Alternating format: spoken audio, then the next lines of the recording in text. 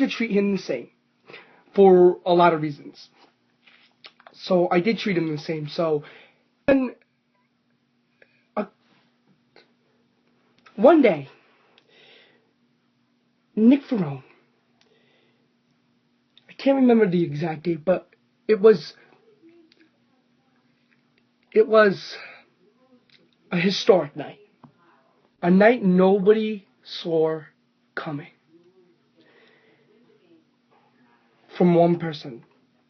But it was an open fight night, which is now called Highway to Hell. But on that night, somebody came out. And they challenged the one, the only, Destroyer. Fight night is somewhere where is a place where you can come out, any superstar can come out and call out any superstar for their title or just call them out for a match. But right now nobody can call out anybody for their title because they lost their advantage. But when that privilege was given, this one man, that is, he was a weakling, like he was so easy to just break and beat. Like, I could beat him. A lot of other people could beat him. And it was just really weird. He came out that night and he challenged the Destroyer. He challenged the Destroyer in a match for the Intercontinental Championship. Nick Ferrone challenged the Destroyer for the Intercontinental Championship. Which was a big mind blow. Because everybody knew when the Destroyer showed up, because he cared about that title so much you wouldn't even believe. But everybody knew when the Destroyer would show up, he'd kick Nick Ferrone's ass and make an embarrassment out of Nick Ferrone. But that very night, Nick Ferrone shocked the world. So did the Destroyer. The Destroyer didn't show up, and Nick Ferrone ended the Destroyer's 165 day streak of being the Intercontinental Champion. So the next day, the Destroyer comes on and he sees what happens and shit starts. Blows up. I'm getting in trouble. He's blaming Nick Ferrone. He hates Nick Ferrone. Then he hates the Devastator because the Devastator was the ref for that and blah, blah, blah. And just all this stuff happened at once. I don't know. But then the Destroyer, because of all that, he quit. He quit like a sore loser. Yeah, I'm calling him a sore loser, even though he's like one of my best friends, because that's what he did. Why? Why quit? Like, really? We have rules in Tcaps. You gotta follow the rules, bro. And he doesn't like to follow the rules. He likes to have everything go his way. But I was fed up with that at that point, and I said, you know what? Things are gonna go my way. So I didn't screw anybody over at that point, and Nick Ferrone became the new Intercontinental Champion. But, aside from that, so that was pretty much, so the Destroyer left, and after the Destroyer left, everything just started to go downhill. Tcaps wasn't that exciting anymore, but I've been bringing it up lately as the years go by, and, not the years, the months go by, but I've been bringing it up a lot, and I've been helping. All the superstars love to help me. Superstars love to help me, even if I hate them, or which I don't really hate any of the superstars, or even if I had like the brutalest rivalry or with them. Now that's going to lead me into something, my next topic I want to talk about. Ahmed Tcaps. Now I want to get into the biggest rivalry I've ever had on Tower, and it was with Ahmed Tcaps. Well, let's jump back a couple chapters ago. Let's jump back to WTW. It all started in WTW. His very first match, my very first #1 contenders match for a title. For the WTW title. You know, I was so damn close. I was this close of beating Ahmed Tcaps. And truly, I still don't know to this day how he beat me, because he came in as a rookie and I was almost an expert. So the factor doesn't measure out here. The factor should have measured out as me winning over him. But it didn't happen like that. It happened him getting a win over me. He got a win over me, and he went on to face JGI for the WTW title at WTW Extreme. Isaiah R007 was the ref for that match. Isaiah hated Ahmed Tcap, and I'm pretty sure he hated JGI too, but I could be wrong. But anyway, I guess I don't even remember this. I had to ask Ahmed what happened. So, but I guess at WTW Extreme, it was the main event. Ahmed Tcap versus JGI for the WTW Championship, with Isaiah R007 with being the special guest referee. They fought their asses off. Ahmed Tcap wanted that title so bad, he would do anything for it. And he did do anything for it. He tried his damn hardest with 110%. See, it wasn't enough. Wait, or was it enough?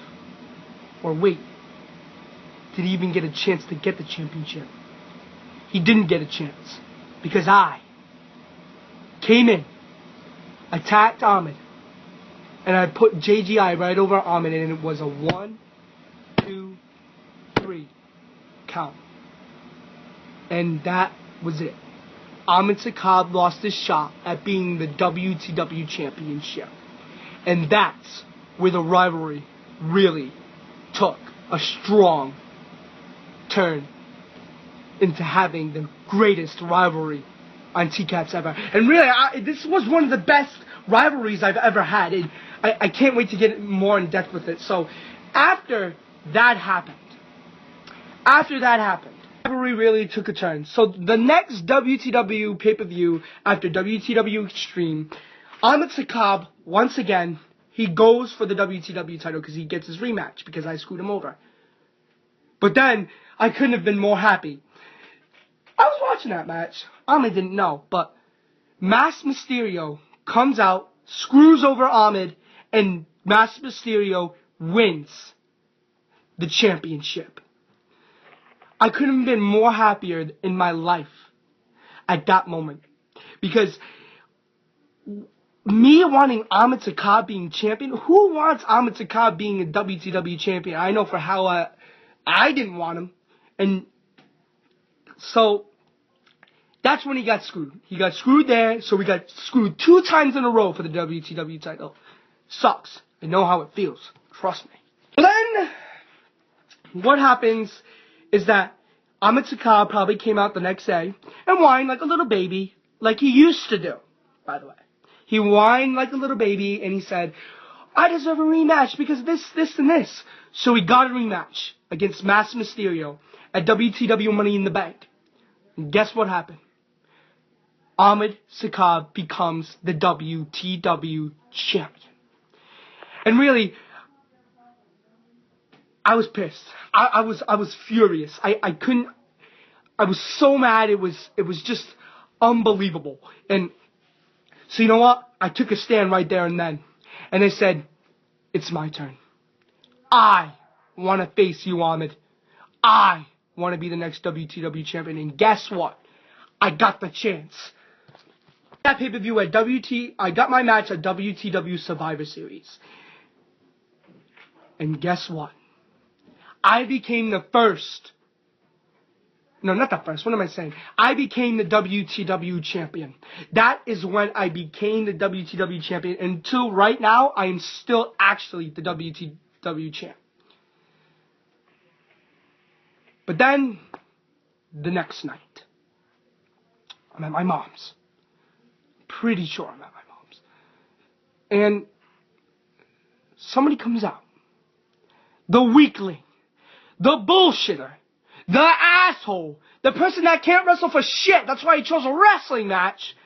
Cashed in his WTW Money in the Bank to face me for that championship in a wrestling move match. People say, a lot of the superstars say that I suck at wrestling moves. I mean, that's their opinion, but really, I think I'm okay with them. I know I'm not the best. But it's just I can't do it on a stuffed animal good, but I can do it on people really good. But anyway, so I was so pissed because he took the easy way out and he chose a wrestling match than a promo. So I was pretty pissed. I lost. I lost that night. I was so mad. It was unbelievable. I probably was the shortest WTW champion in the history of WTW. And that was really the sad part of my whole career of being a superstar. I lost. I had the WTW championship for a day. That's all I did, was have it for a day. Felt like a failure. Felt like a loser.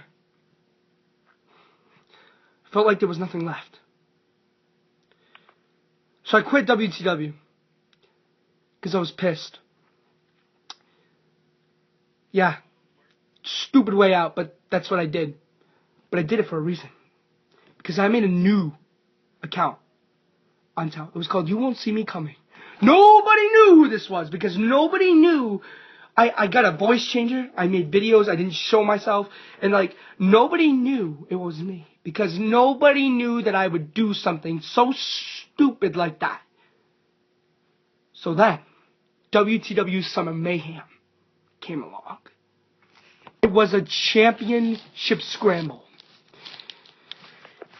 Ahmed Tcaps was in the match.